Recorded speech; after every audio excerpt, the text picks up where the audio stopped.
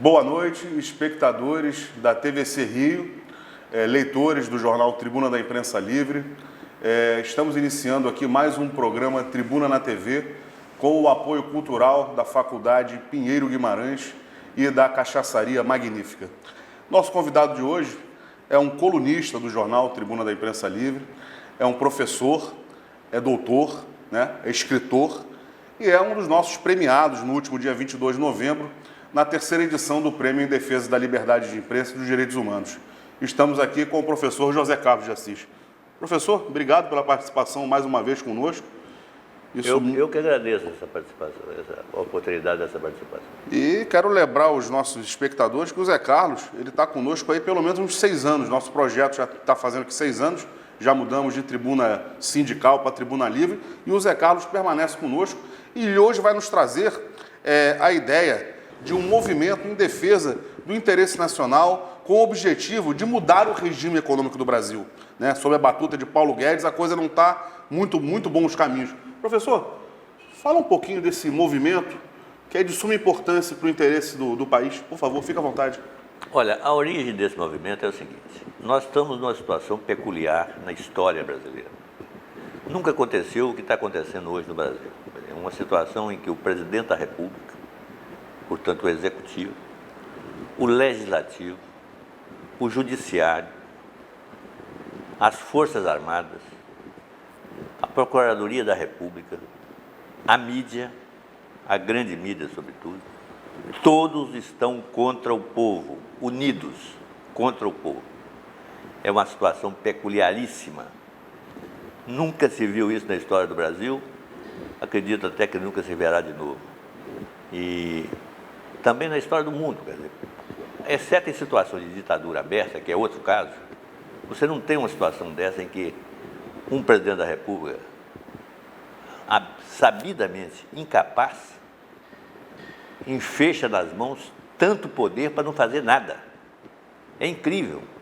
Nós estamos no 5º ano de recessão e de depressão na economia e não tem um único programa para a recuperação da economia.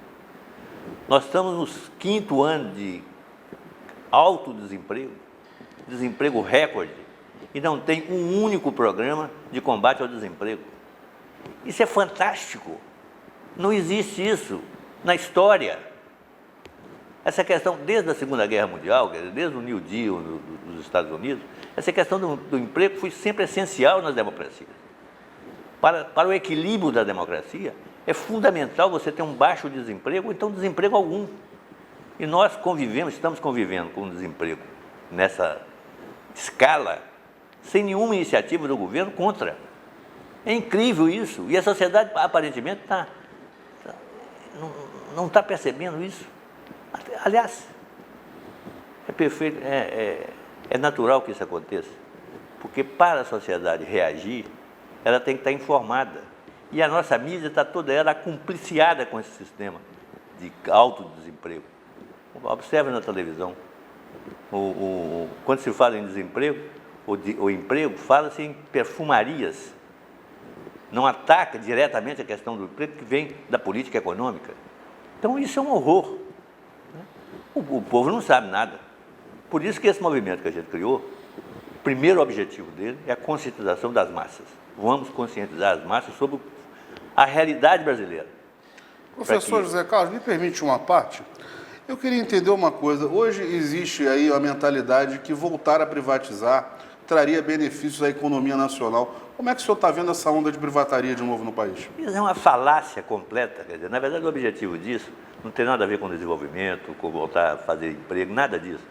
Isso tem um objetivo ideológico: reduzir o espaço do Estado.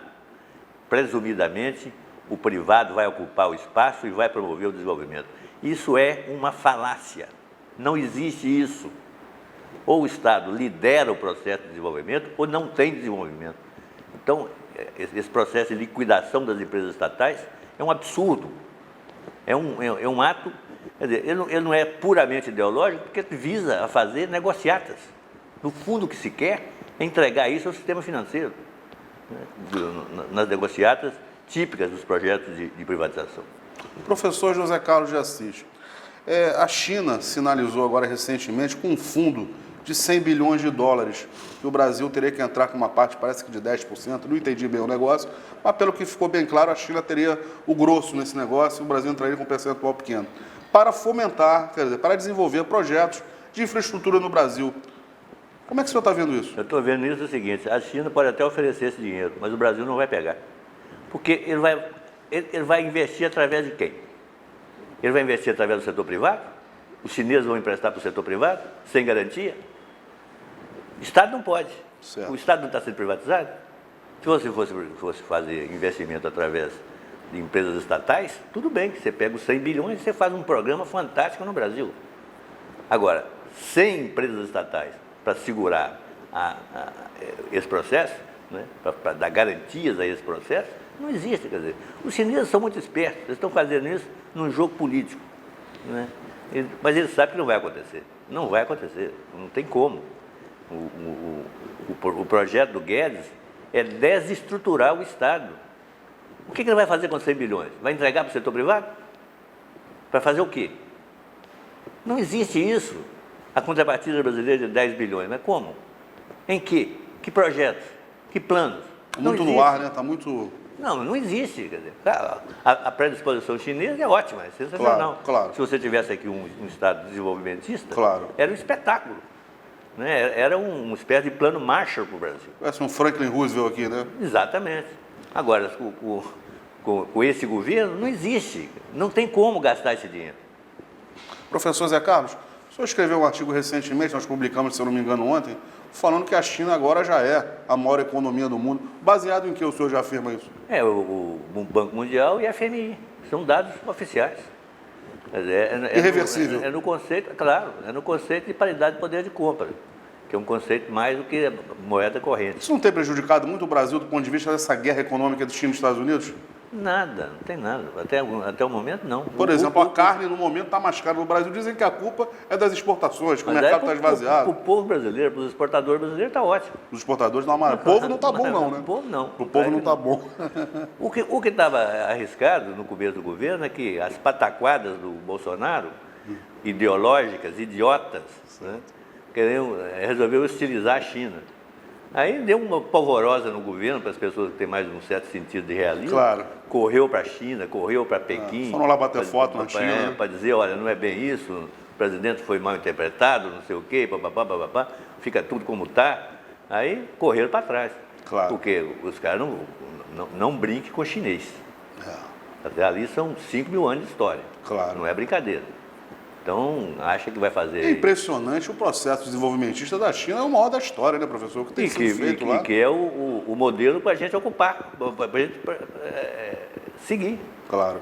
E o que é, na essência? Não tem nada a ver com socialismo, não tem nada a ver com comunismo, nada disso. Claro. É o seguinte, planejamento. Exato. Planejamento centralizado.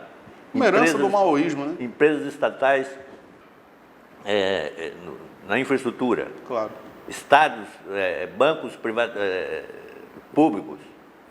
Né? Basicamente isso. Tem mais de 100 mil estatais na China. Claro, evidente. Porra. Todos os bancos são do Estado, né?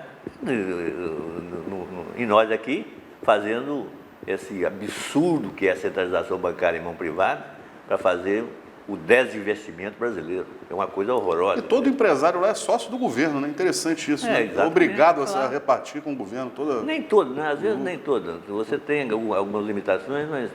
No geral é isso, né? Agora, é uma coisa extremamente inteligente, quer dizer, você tem o Estado como centro estratégico do desenvolvimento. Claro. E nós perdemos essa concepção, quer dizer, os militares tinham, os militares da trás, não esses militares de agora. Esses são os idiotas. Claro, os da época de 64. Sobretudo do Getúlio, do Geisel. Até do Getúlio também. Do Getúlio também, claro. Agora, no período do Geisel, você teve o segundo Plano Nacional de Desenvolvimento. É bom lembrar que o Brasil cresceu 12% ao ano na época da ditadura. Teve um ano que deu 14%. 14%. Uma coisa espetacular.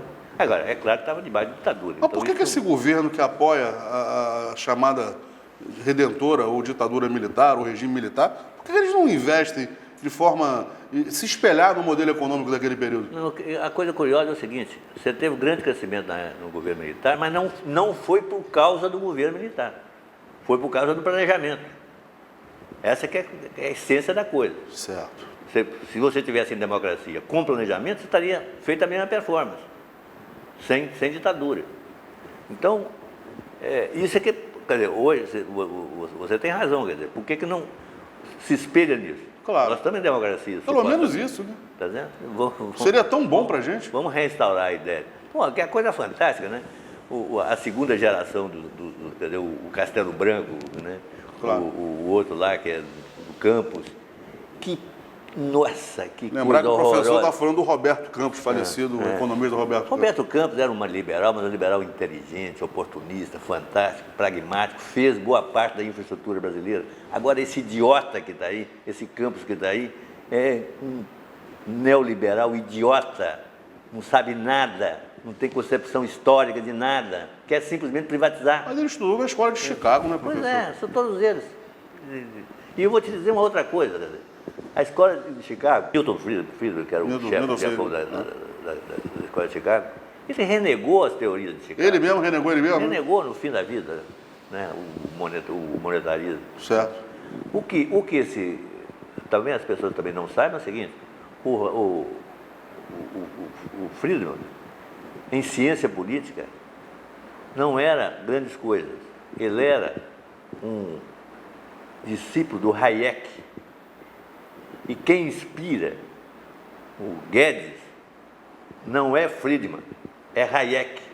Hayek é a história de que o Estado tem que ser mínimo, porque se o Estado crescer muito, vira totalitário, com essa ideia herdada da Segunda Guerra Mundial, com o stalinismo e com o nazismo. Mas é uma coisa principista idiota. Certo. Mas já disseram aí que recentemente não querem nem o Estado mínimo. Eles querem sem Estado mesmo. Pois é isso. Eles zero, não querem nada do Estado. Quer dizer, é uma coisa anarquista, né? Aham. A concepção disso é anarquista. Claro. No século XIX, lá atrás. Claro. Professor José Carlos de Assis, uma coisa que aflige muito as pessoas que raciocinam e pensam um pouco é a questão da dívida pública. Como é que o senhor pensa a questão da dívida no Brasil? Essa questão do superávit, que é praticamente uma coisa religiosa, uma ortodoxia de que tem que manter e tudo mais. Fala um pouquinho disso. Não, a dívida pública é o seguinte, você tem dívida pública boa e dívida pública ruim. A dívida pública boa é a dívida pública oriunda de déficits públicos que financiam o desenvolvimento. Nós também recessão, completa recessão, ou até em contração. Desculpa só cortar, que eu escutei outro dia que o Brasil deve 4 trilhões. Mas isso não tem problema não, isso que eu vou te explicar. O problema não é esse. Fica à vontade. O problema, então se você tem um déficit muito grande, para você retomar a economia, fazer retomar a economia, você tem que investir para ampliar a demanda. Certo. Você não pode fazer isso pelo lado privado, porque o privado não tem garantia de que vai vender aquilo que ele vai investir. Então, tem que ser pelo lado público, que não está preocupado diretamente com a demanda. E em situação de déficit público, você pode ampliar o gasto público e o déficit público sem se preocupar com a inflação. Isso aí é uma coisa que é um debate recente nos Estados Unidos. Recente não. Eu até ajudei a acompanhar esse debate no Brasil na década de 80, né, uma teoria chamada teoria moderna da moeda, que diz em síntese o seguinte: um Estado que emite a própria moeda não tem limite de emissão, certo, exceto quando esgotar a capacidade ociosa da economia. Uhum. Isso aí foi retomado recentemente agora por André Lara Rezende, que é um papa dos neoliberais, era um papa dos neoliberais. Lara Rezende, que assumiu essa questão fiscal. Correto. Foi espetacular quando ele veio, falou, achei ótimo.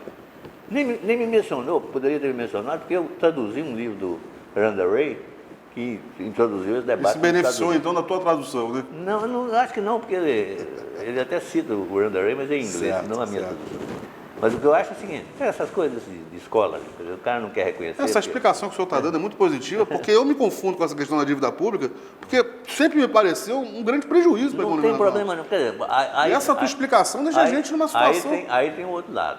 O lado do seguinte, o que é a dívida pública má? É aquela que é feita para pagar juros. Certo. Só. Que é o que o banqueiro quer, né? Exatamente.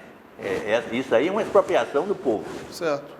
E está acontecendo no Brasil há muito tempo. Há muitos anos. Há décadas. Deve para o JK, pelo menos. Não, até... Por exemplo, os militares deveram muito. Criaram uma dívida pública muito grande externa. Mas fizeram, deixaram um legado espetacular. Sim, infraestrutura. Essa coisa. Tudo bem, não tem problema nenhum. Eles não iam adivinhar que a taxa de juros flutuante ia explodir no começo da década de 80. Mas fizeram... Chamada década perdida, né? Foi mesmo, aliás, não é essa, só é 80, 90, 100...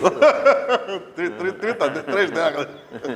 Professor Zé Carlos de Assis, outro assunto que realmente traz muita audiência no nosso site e gera polêmica e discussão, inclusive teve uma boa audiência, foi uma vez que o senhor falou do Almirante Otto, a questão do submarino, do projeto submarino nuclear, que é parece só 6 ou 7 países detêm essa tecnologia no mundo, que é o submarino nuclear, propulsão, né, de energia nuclear.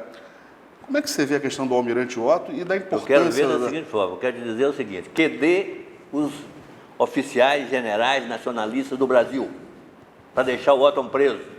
QD os tempos de Vargas, dos tempos posteriores a Vargas, de Cilac Leal, no Clube Militar. Certo. Tudo virou entreguista, tudo virou oportunista. Agora estão simplesmente amontoados em empregos públicos, ministérios, não sei onde. Não existe defesa da pátria. É só no gogó, só na fala. Cadê os militares brasileiros? Honrar aquela farda? São agora acólitos de um capitão, que não é nem capitão, que era tenente, que depois foi expulso do exército, e viram acólitos desse capitão que não sabe nada, que é o ignorante completo. Aliás, se confessa sem saber nada de economia e chega para dentro da República. Eles pagaram royalties para o senhor, professor? Por quê? O senhor, alguns anos atrás, a gente até se envolveu no projeto, a defesa da soberania, Aliança pelo Brasil. O senhor lançou esse projeto há alguns anos, algumas entidades sindicais apoiaram, né, e associativas. Eles entraram em contato com o senhor para... Eu não me importei não pelo seguinte, como nome é um nome bonito. Mas o nome é bonito. Mas é um nome abstrato. Eu acho o seguinte, nós, nesse movimento que a gente criou, que estamos desenvolvendo, a nossa ideia é o seguinte, nada de abstração. Correto. Tá certo? Soberania. O povo não sabe o que é soberania. Claro. Democracia. O povo não sabe o que é democracia. Pensa que sabe. Democracia, eu acho que é viver um mínimo decente, né? Ter educação, ter saúde. O povo, quando você fala de defesa da democracia... É só liberdade de expressão. A democracia vai muito além disso, né, professor? Exatamente. Aí é o seguinte, tem que ter uma noção do que o Estado faz na prática. Por exemplo, eu não vou defender a Petrobras por si mesma. Eu vou defender preço baixo para gás, gasolina e diesel. Para mim, a defesa da Petrobras é isso. Se a Petrobras está praticando preços altos, exagerados, porque estão vinculados aos preços internacionais, ela é contra o interesse nacional, contra a soberania nacional. Claro. Então, o movimento que eu vou fazer é eletricidade. E entrega o petróleo bruto, não refina no Brasil? Exatamente, porra. Uma coisa, tudo é aqui. Claro. Por que vai precificar a partir lá de fora só para abrir espaço para empresas estrangeiras vender aqui dentro? Correto. Absurdo. Correto. Então, essa coisa é o concreto. Energia elétrica. Correto. É o preço da energia elétrica. Eu não vou defender Itaipu, não vou defender Balbina, não vou defender Belo Monte, não vou defender nada. Eu vou defender Furna, não vou defender. Vou defender o seguinte, energia elétrica barata para o povo. É limpa. Por que não aposta na eólica, na solar, no país tão... Exatamente. Claro que tem tudo isso. Eles desativaram isso tudo da Petrobras, por exemplo, estão desativando toda a energia alternativa. É um absurdo, é um crime. É um crime. O que estão fazendo? Professor José Carlos de Assis, sempre preocupado com o interesse, com a soberania. E essa questão agora, como é que a gente vai conseguir atrair, professor, entidades da sociedade civil organizada, para esse novo objetivo, que é a coordenação de defesa do serviço público e da economia popular que o senhor está desenvolvendo agora esse projeto? Como é que a gente vai atrair pares e parentes para esse processo? Aí é o seguinte, eu deliberadamente estou evitando chamar partidos políticos e chamar entidades para esse movimento. Corretíssimo, corretíssimo. Porque atropela o processo decisório. É. O cara vai ter que consultar Todo a mundo quer diretoria. assumir o protagonismo, professor. Exatamente. Vai consultar. Então a coisa é a seguinte, a ideia é atuar como cidadãos, grupos de cidadãos. Cidadania em primeiro lugar. A gente fez uma coordenação aqui no Rio, tem uma coordenação em Brasília, tem uma coordenação em São Paulo, tem uma coordenação em Recife, Então tem espalhado. em Belo Horizonte e Curitiba. Então, vamos avançar com essas coordenações, né? E aí, a ideia é sempre, né? Nós vamos defender o interesse concreto do povo. Interesse concreto do povo.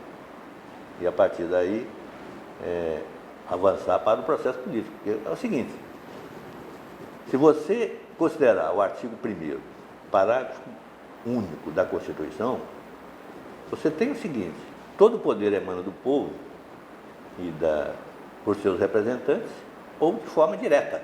Correto. Tá certo? Então nós vamos exercer o poder de forma direta. De forma direta. Nós vamos fazer reuniões, a Constituição Constituição define isso muito Na claramente. base, na ponta, né? E vamos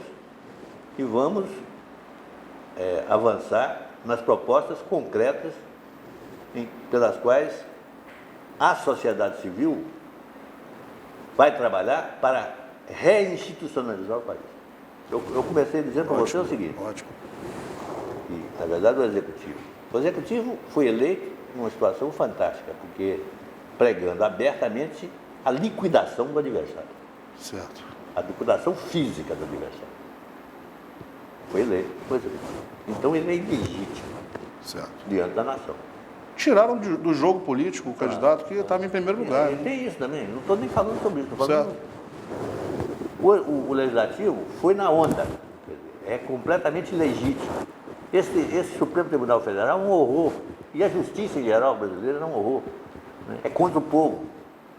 As Forças Armadas estão inertes diante disso que está acontecendo, sendo que o pupilo delas é que está no governo, e elas não fazem nada, quase nos metiam numa guerra com a Venezuela.